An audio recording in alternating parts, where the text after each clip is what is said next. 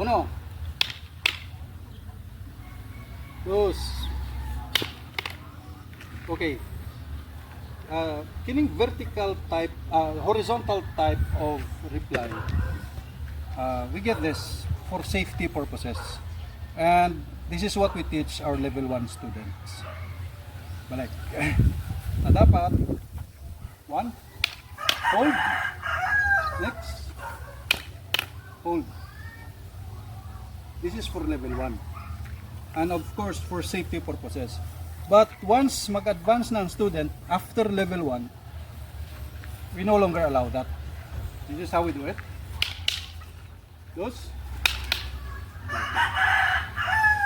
So why?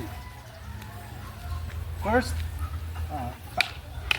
if we continue to do this, if naka-horizontal mo siya, it's very easy for the opponent to control. Those. Okay? Very easy to control. But in Villasin traditional, this is how we do it.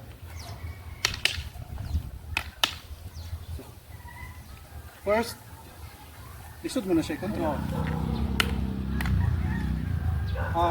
This kind of reply, this is okay for safety and for beginners. Now, when it comes to striking power, okay, let's examine what's the difference. Okay? So, atag sa uno, now I'm going to reply as strong as I can. Okay?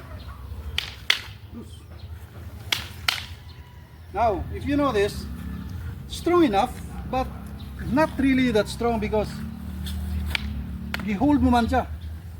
You hold it on the middle. So, anto na siya. But, unlike in Villasin traditional,